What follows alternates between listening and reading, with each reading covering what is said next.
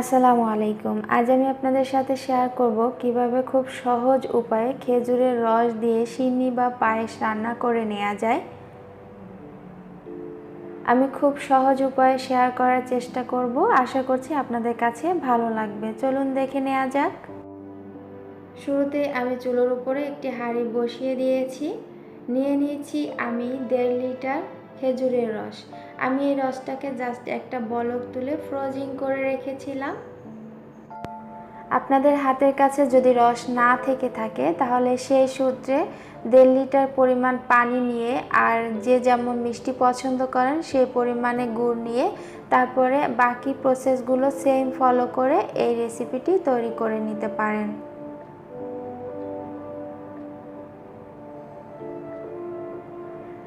বলক চলে এলে আমি এর ভিতরে নিয়ে নিব 1/3 কাপ পোলার চাল, আর সেই পোলার চালটাকে ভালোভাবে ধুয়ে আমি এর ভিতরে নিয়ে নিয়েছি। আমি 1/3 কাপ নিয়েছি কারণ এখানে আমি যে রস ব্যবহার করেছি সেই রসেই আমি এই পায়েসটি রান্না করে নিব, কোনো প্রকার গুড় ব্যবহার করছি না।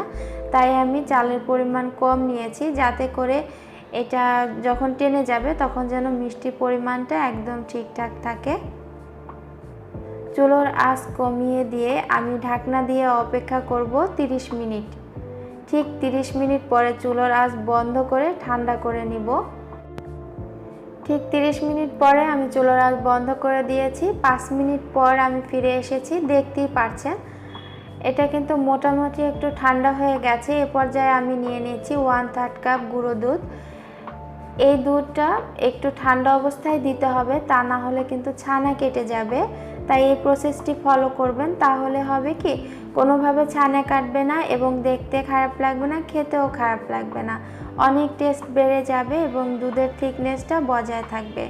স্বাদের ব্যালেন্সের জন্য খুবই সামান্য পরিমাণে একটু লবণ নিয়ে নিয়েছি। এবার ভালোভাবে মিক্সড করে নিয়েছি।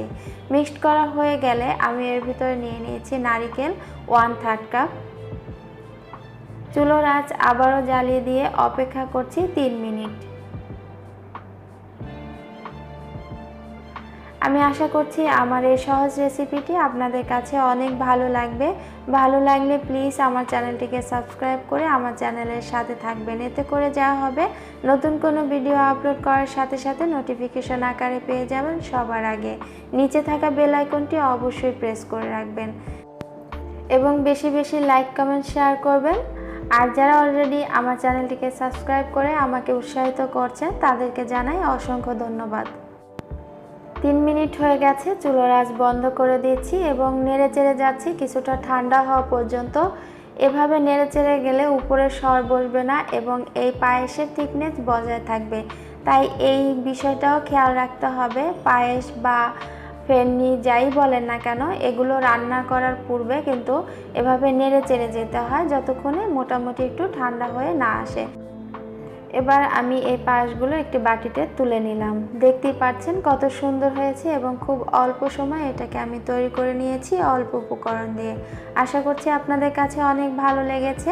আজ তাহলে এ পর্যন্তই। কথা হবে নতুন কোনো এপিসোডে নতুন কোনো রেসিপি নিয়ে। সবাই ভালো থাকবেন। আল্লাহ হাফেজ।